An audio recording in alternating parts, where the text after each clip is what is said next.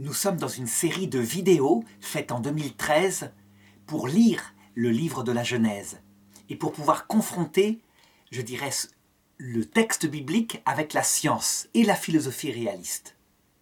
Et je voudrais aborder dans cette leçon la question de l'apparition de la vie. Le texte biblique, il annonce cette apparition de la vie au verset 11 du chapitre 1 de la Genèse. Dieu dit que la terre verdisse de verdure, des herbes portant semences et des arbres fruitiers, donnant sur la terre selon leur espèce les fruits contenant leurs semences. Et il en fut ainsi. La terre produisit de la verdure, les herbes portant semences selon leurs espèces, les arbres donnant selon leurs espèces des fruits contenant leurs semences. Et Dieu vit que cela était bon. Il y eut un soir, il y eut un matin, troisième jour. Alors on voit tout de suite que ce texte-là ne peut pas être un texte scientifique. Je dirais que c'est dans ce texte-là que les choses apparaissent au plus clair et que l'Église a bien raison de dire que ce texte-là ne contient pas infailliblement une révélation sur ce qui s'est passé concrètement, je dirais en tout cas sur tous les points. Ça, c'est le domaine de la science. L'Église catholique s'occupe de la doctrine du salut. Et donc, elle a bien raison de dire que ce texte, il faut regarder d'abord ce qu'il signifie au plan de la doctrine du salut. En effet, on sait très bien, et c'est quelque chose d'absolument certain, que les plantes vertes portant semences ne sont pas apparues d'abord avant le soleil, puisque le soleil n'apparaît que le jour suivant dans le texte biblique, et que d'autre part, la vie n'est pas apparue en premier lieu par les plantes. La vie est apparue pendant des milliards d'années de manière absolument invisible, si bien que si on s'était déplacé sur Terre, on aurait cru que le monde était purement minéral. La vie est apparue sous forme d'unicellulaire. Il y a eu d'abord ce qu'on appelle des archébactéries qui ne respiraient pas l'oxygène, qui ne respiraient pas non plus le gaz carbonique, mais qui avaient une chimie tout à fait particulière à partir du soufre. Dans une terre qui était à peine refroidie, une terre qui ressemblait globalement à ce qui se passe sur Vénus, sauf qu'il y avait de l'eau, alors que sur Vénus, il n'y a pas d'eau, évidemment. Comment est-ce qu'on peut être certain de ces données de la science ? Eh bien, tout simplement parce que diverses disciplines scientifiques, qui n'ont pas le même objet, comme la géologie, l'étude des datations, l'étude de la dérive des continents, se rejoignent pour montrer que la Terre est extrêmement ancienne et qu'elle n'est pas apparue avec ce climat tel qu'on le voit actuellement, ce ciel bleu, cet oxygène dans l'air.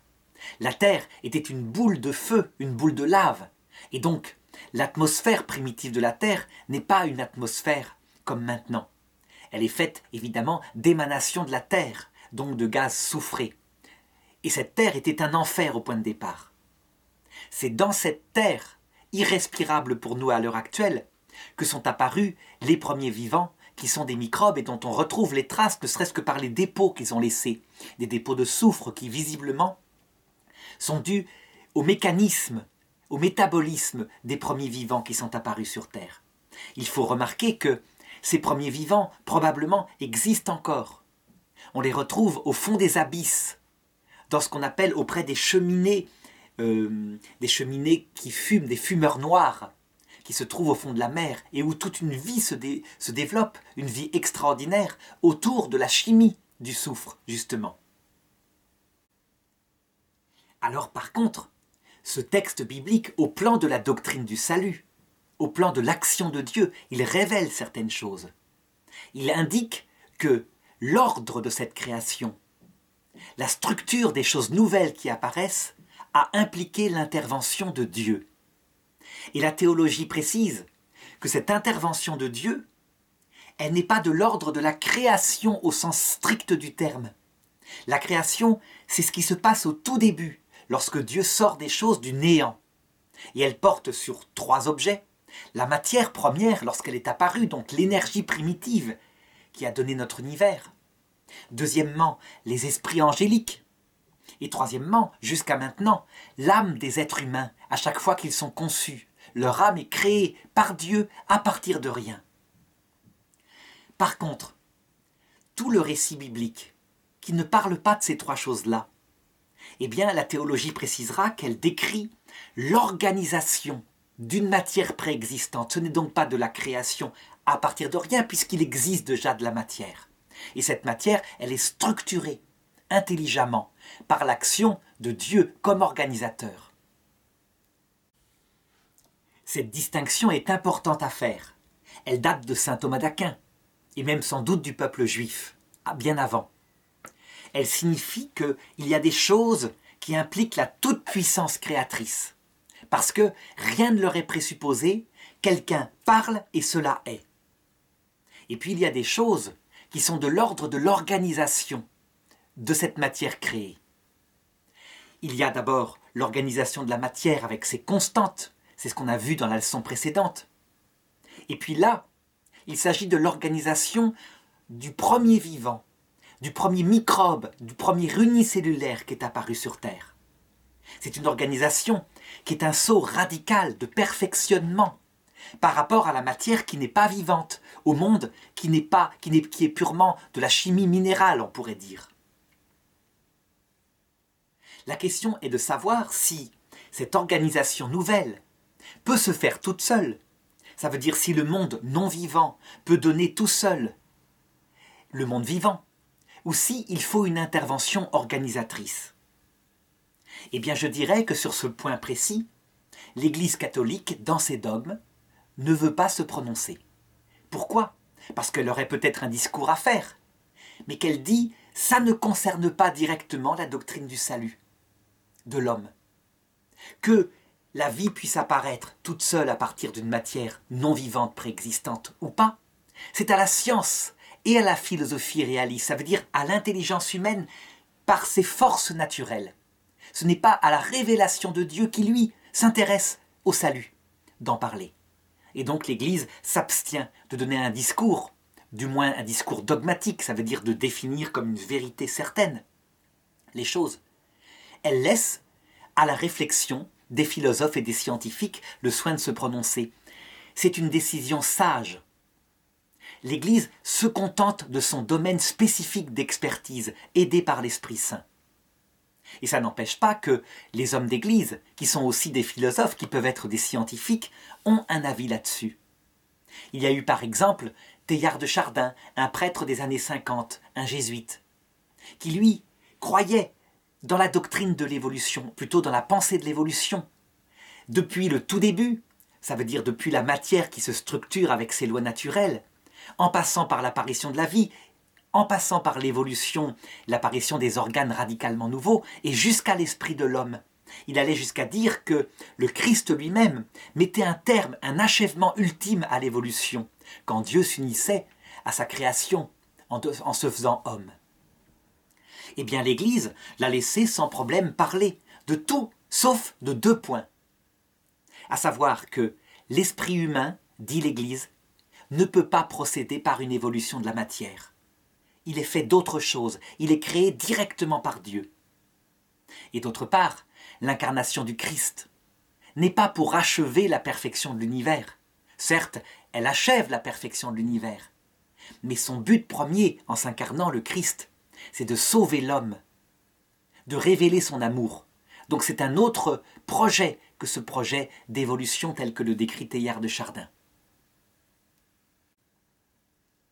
Donc, il ne faut pas chercher dans le dogme de l'Église une définition comme quoi le premier microbe aurait été façonné par l'action de Dieu ou par l'action des êtres de Dieu qui sont les anges qu'il avait créés au point de départ. Ça, c'est un domaine qui n'appartient pas à la théologie catholique, qui reste dans la doctrine du salut. C'est un domaine qu'on verra par contre chez les évangéliques américains qui, eux, s'efforcent de lire de manière concordiste le texte biblique et qui donc quelquefois même essayent de justifier l'apparition des arbres portant semences avant l'apparition du soleil, ce qui est absolument impossible et qui, je dirais, est un clin d'œil de Dieu pour leur dire qu'ils font visiblement fausse route, qu'il faut interpréter autrement ce texte. Par contre, la science, elle, comme science, ça veut dire avec ses outils de mesure, avec ses fouilles géologiques, son observation des microfossiles, son observation des dépôts qui ont eu lieu sur Terre il y a, je dirais, 4,5 milliards d'années, au moment où, semble-t-il, le premier vivant est apparu. Par l'étude de l'ADN, elle a un véritable discours à donner. Et ce n'est pas seulement un discours de philosophie, comme je le disais, pour ce qui concerne l'apparition première, le Big Bang. D'où est-ce qu'il sort? Là, c'est un discours philosophique et non pas scientifique. Alors, qu'est-ce que dit, de manière définitive et précise, la science moderne? Je parle bien de faits démontrés, et non pas d'hypothèses. Les hypothèses, on va les voir après, elles peuvent aller très loin. Ce qui est un fait démontré, c'est d'abord cette chose-ci.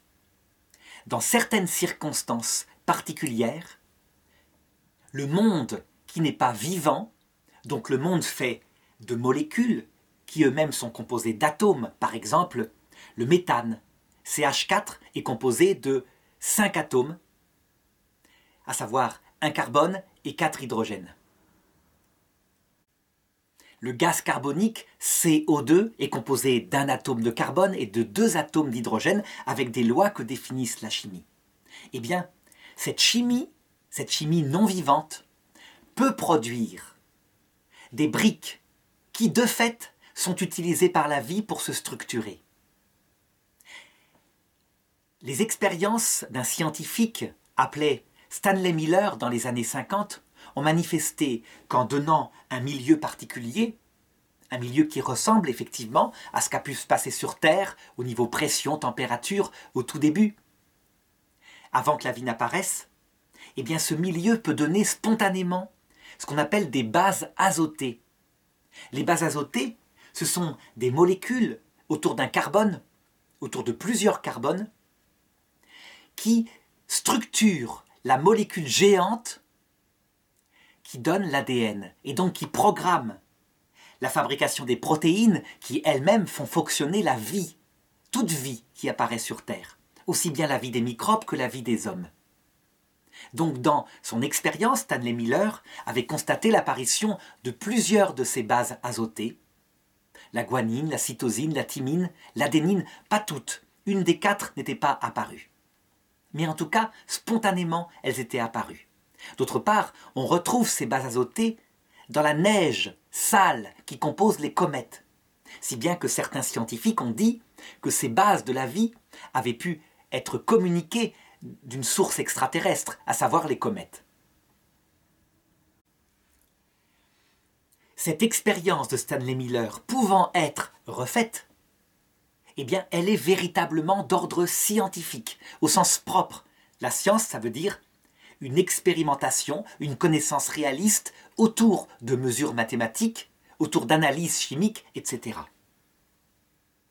À partir de ces données, certains scientifiques ont émis des hypothèses. Ils ont dit, il faudrait voir si l'étape suivante, ça veut dire le fait que ces bases azotées puissent se coller l'une à l'autre, pour former un brin d'ARN, acide ribonucléique, qui est utile dans l'ordre d'une vie primitive, une vie qui ne peut pas se reproduire, mais tout de même, si ça ne se fait pas spontanément. Et donc, depuis les années 50, on passe à l'étape suivante, on essaye de chercher, par des méthodes scientifiques, comment a pu apparaître le premier microbe. Toute la difficulté de cette recherche, c'est qu'évidemment, on cherche à trouver le premier microbe, le plus simple, d'accord, mais tout de même, en sachant que tout vivant autonome a forcément 2 facultés vitales. D'abord, il doit être capable de trouver sa nourriture dans son milieu. Pourquoi? Parce qu'il est soumis, comme toute réalité, à l'usure, à la perte d'énergie. Et donc, s'il ne trouve pas de nourriture, il ne peut pas survivre. Mais ce n'est pas suffisant. En même temps, il doit être capable de se reproduire. C'est absolument nécessaire. Imaginons qu'apparaissent par hasard dans une soupe primitive, ça veut dire dans des mares, des flaques d'eau chaudes, remplies de minéraux, alors que la vie n'est pas sur Terre, un vivant fantastiquement organisé qui peut trouver sa nourriture lui-même dans son milieu, mais qui ne sache pas se reproduire, eh bien il disparaît au bout de quelques jours, quelques semaines, et c'est tout. Ça ne donne aucune descendance. Il faut donc que ce premier vivant, le premier vivant au sens propre, soit capable de se dupliquer.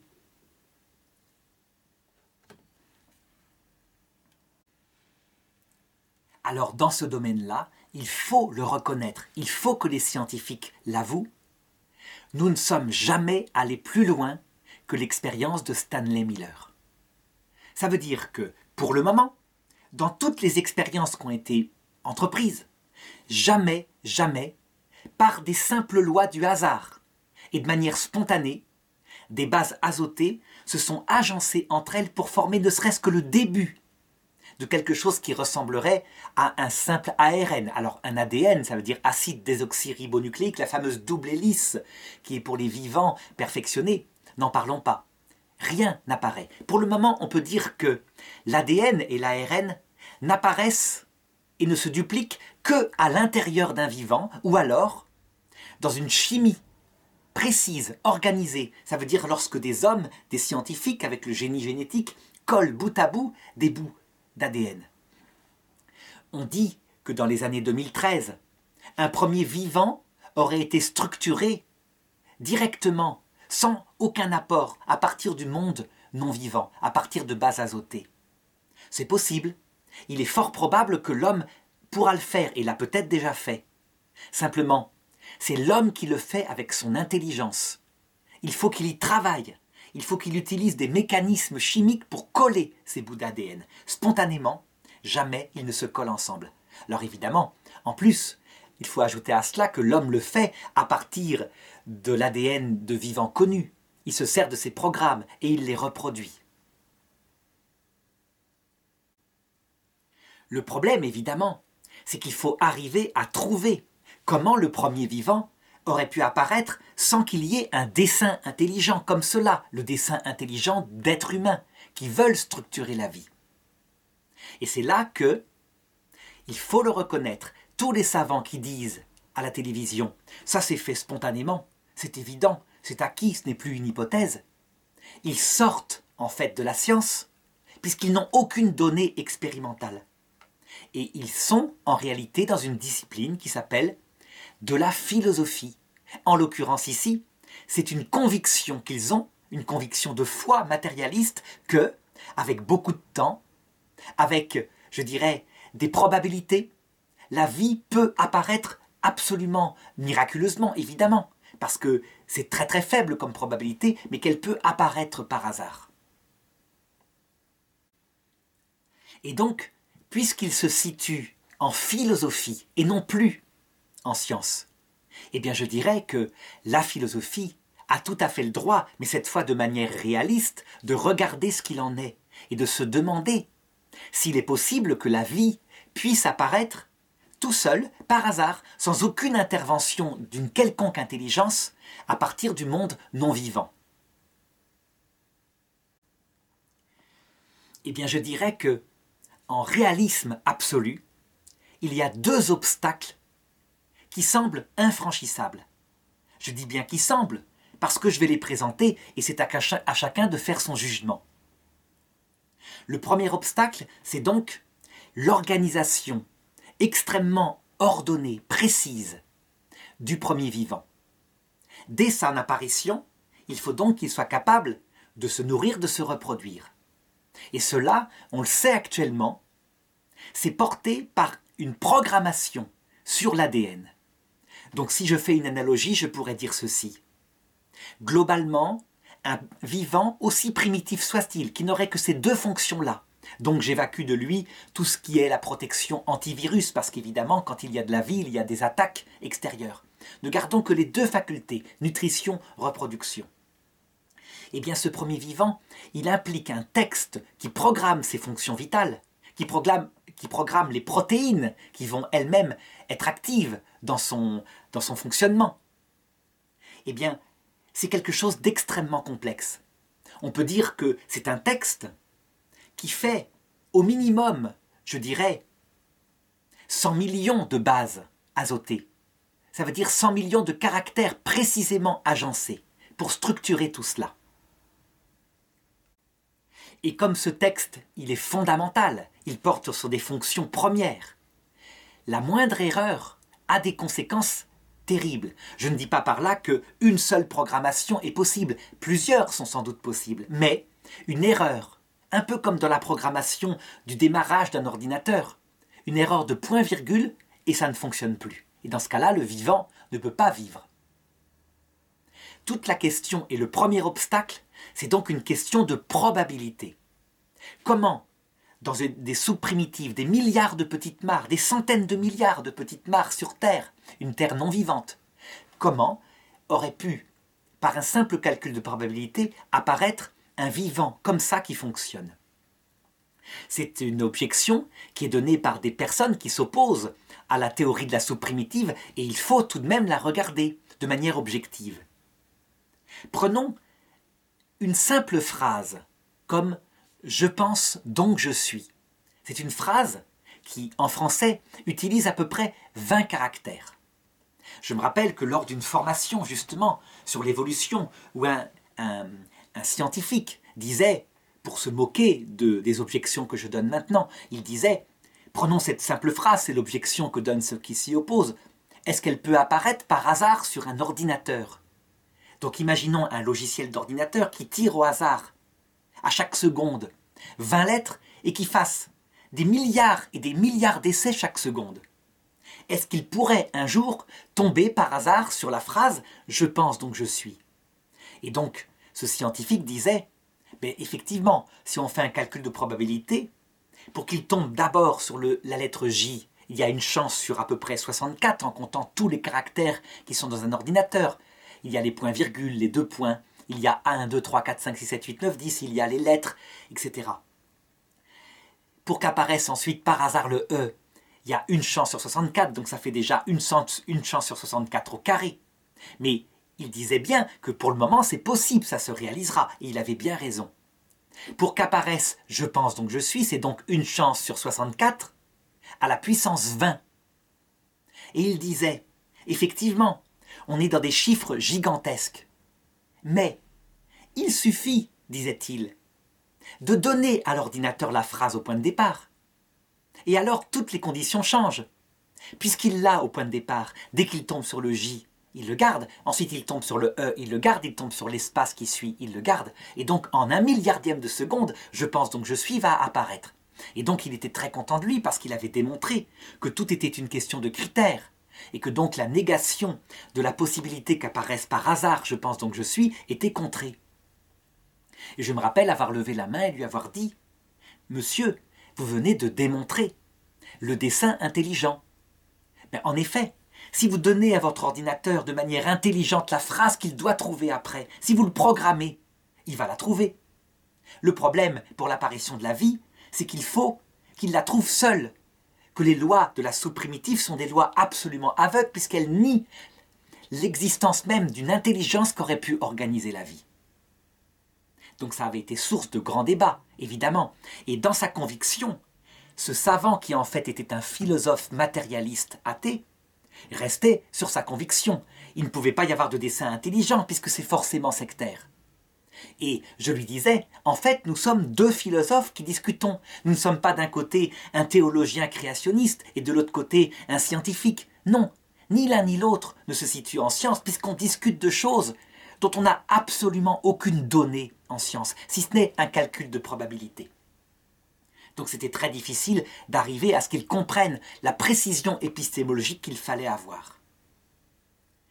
Bien, reprenons ce simple calcul de probabilité.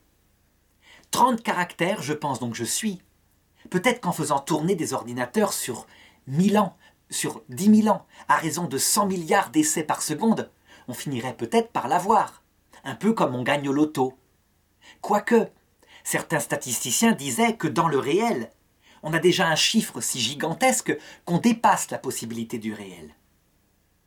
Le problème maintenant, c'est que faisons l'exercice avec l'apparition de n'importe quelle page, une page format A4, caractère 12, Time New Roman, donc une page sur n'importe quel texte, dans n'importe quelle langue du monde, qui veut dire ce qu'on veut, mais qui veut dire quelque chose, dans une langue quelconque. Il y a donc véritablement plein de possibilités, une infinité de possibilités. Faisons tourner des ordinateurs sur des milliards d'années pour obtenir donc un effet intelligent qui va demander une chance sur 64 à la puissance 3000. Eh bien, en l'occurrence ici, jamais, jamais, cela ne se produira. C'est-à-dire que les ordinateurs auront beau tourner pour l'éternité, jamais il ne sortira un texte organisé, sans faute, et qui veut dire quelque chose dans n'importe quelle langue du monde. Pourquoi ? Parce que la probabilité en question est tellement grande que le phénomène ne se produit jamais. Il sort de la possibilité du réel. Le réel, il faut le savoir. C'est quoi ? Ce sont des chiffres. Par exemple, on estime que dans l'univers entier, comme atomes d'hydrogène, donc dans les milliards de galaxies qui nous entourent, il y en aurait 10 puissance 200. Ça veut dire un chiffre avec 200 zéros. C'est des milliards de milliards de milliards de milliards de milliards. Rien que pour une probabilité, pour qu'apparaisse une page de texte avec 3000 caractères. C'est donc 3000 zéros après le chiffre 1. Une chance sur un chiffre qui a 3000 zéros. Et on ne peut même pas imaginer ce que ça signifie dans le réel. Mathématiquement, on l'imagine, on dit il y a une petite chance. Mais dans le réel, c'est quelque chose d'inimaginable. Eh bien le problème, c'est que pour le premier vivant qui est apparu et qui est fonctionnel, c'est pas seulement 3000 bases azotées organisées qu'il faut. C'est, je le disais tout à l'heure, des millions. Et donc on voit le premier obstacle qui se pose. Le problème, c'est que ce n'est pas le seul. Il y a un deuxième obstacle que la science devra vaincre pour montrer, au point de vue scientifique, que la vie peut apparaître sans l'intervention d'une quelconque intelligence. Ce deuxième obstacle, c'est la loi qui préside au monde qui n'est pas vivant. Le monde donc des atomes, hydrogène, carbone, oxygène, etc. Ces atomes, ils forment entre eux des molécules. La molécule, c'est un assemblement d'atomes selon des règles particulières qu'ont définies les chimistes. On pourrait dire que, par exemple, un atome d'hydrogène, il a un petit bras griffu pour attraper un autre atome. Un atome de carbone, il a 4 bras, il peut en attraper 4 atomes. Et ils forment des liaisons qui sont solides quand il n'y a pas trop de monde au bout. Ça veut dire que plus les atomes se collent entre eux pour former des molécules géantes, et plus les molécules géantes sont fragiles. Dans la nature, dans le monde non vivant, je ne parle pas de la chimie fabriquée par les hommes, mais dans le monde non vivant, des molécules structurées avec ces liaisons qu'on appelle des valences, la plus grosse qui peut apparaître, apparemment, ce serait le clinochlore. C'est une roche particulière avec du chlore, avec d'autres molécules, qui est tellement fragile parce qu'elle est composée de quelque chose comme 200 atomes, que dès qu'elle apparaît à l'air, elle se met à fumer, elle se décompose. Alors on pourra m'opposer le diamant, qui est effectivement une gigantesque molécule. Mais c'est un cristal, c'est rigide, ça ne donne pas la vie. La vie, elle, c'est la souplesse, donc c'est des molécules un peu comme le clinochlore. On pourra m'opposer le nylon. Le nylon, c'est une molécule fabriquée par l'homme. Dans la nature, il n'apparaît pas de nylon. Donc le problème qui se pose, c'est comment est-ce qu'un monde dont les lois sont de se simplifier, de retourner à un état stable des molécules simples comme le gaz carbonique, comme l'oxygène O2, comme éventuellement le méthane, et puis dans des circonstances plus complexes, des bases azotées avec, je dirais, moins de 20 atomes. Comment peuvent-elles donner les gigantesques molécules qui structurent la vie ? Tout ça, c'est appelé à se décomposer. Donc, si on prenait une analogie pour illustrer les deux objections, je dirais que pour que la vie apparaisse toute seule, sans l'intervention d'une intelligence qui l'organise à partir d'un monde non vivant, le premier obstacle, c'est celui qui consisterait à prendre les pièces d'un ordinateur, à les démonter, à les lancer en l'air pendant des milliards d'années, autant de fois qu'on veut, jusqu'à ce que par hasard, l'ordinateur se restructure tout seul et se remette à fonctionner. Eh bien c'est un peu cela, l'idée L'idée, à savoir cet ADN extrêmement complexe. La deuxième chose, le deuxième obstacle qui doit être franchi, c'est celui-ci. En imaginant qu'on dispose de cailloux, de milliards de cailloux, tous les cailloux qu'on veut, eh bien, il faudrait arriver, en les lançant en l'air, sans les structurer, sans ciment, avec autant d'essais qu'on veut, obtenir une cathédrale, une dentelle de pierre extraordinairement ordonnée, par hasard. La réalité, c'est que la nature de ces cailloux, c'est de former un tas avec une pente organisée, la pente étant à peu près celle qu'on trouve dans les pyramides d'Égypte. C'est toujours la même pente, c'est comme ça que le tas fonctionne. Mais jamais cette matière, ces cailloux, n'a de propension à se structurer sous forme de cathédrale. Eh bien, c'est un peu la même chose. Un vivant, par rapport à une base azotée, c'est comme une cathédrale extraordinaire par rapport à un simple caillou. On en est là. Et donc, il faut reconnaître que lorsque des philosophes disent que ce premier moment, l'apparition de la vie, et ils ne veulent pas affirmer ensuite que la vie n'a pas pu avoir des lois pour évoluer toute seule, ce n'est pas ça. Mais ce premier moment, le premier microbe, affirmer que c'est démontré, on sait comment il est apparu, et que l'hypothèse d'une intelligence qui l'a organisé, c'est complètement périmé, eh bien c'est trop rapide. Ce n'est pas une attitude philosophique, c'est une attitude idéologique. La vérité, c'est que actuellement, pour des savants qui font beaucoup de sciences, l'idée qu'un créateur, qu'un organisateur aurait pu agir, elle n'est pas du tout abandonnée. Elle n'est pas scientifique, elle est philosophique. C'est évident. Donc il faut être très précis au point de vue épistémologique. Mais elle est réelle, cette idée.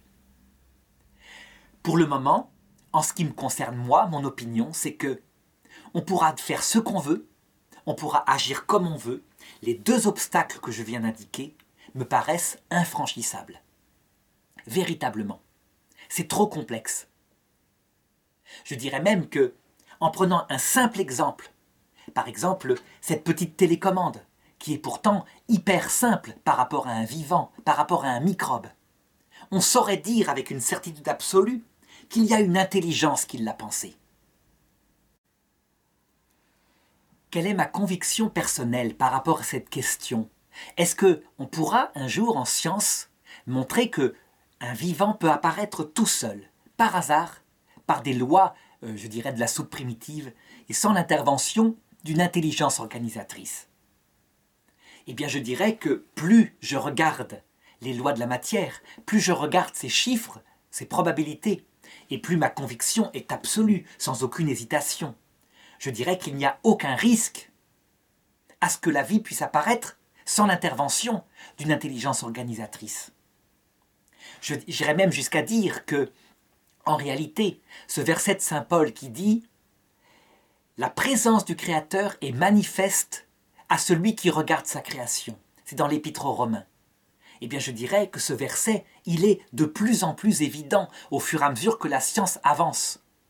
Et c'est pourquoi Paul VI, à un moment donné, en faisant les mêmes considérations, se disait « Un jour, la science arrivera à sa limite, à son honnêteté absolue. Et donc elle saura que dans son domaine propre, il y a des choses qui ne peuvent pas être franchies. Et donc les philosophes diront « Il y a forcément un créateur à la source de cet univers, un organisateur dans les divers sauts radicalement nouveaux d'organisation de la matière. » Évidemment, le pape Paul VI parlait comme philosophe. Il n'en faisait pas une vérité dogmatique. Il exprimait sa conviction comme homme, et il a tout à fait raison. Je la partage absolument. Il faut simplement éviter de croire que la vie et son apparition seraient dogmatiquement, obligatoirement, je dirais qu'on devrait croire comme chrétien qu'elle est apparue par l'intervention de Dieu. Non. L'Église ne se prononcera jamais dogmatiquement, c'est le domaine de la science, de la philosophie réaliste, et laissons les scientifiques, les philosophes réalistes continuer de se pencher sur le problème avec leur méthode.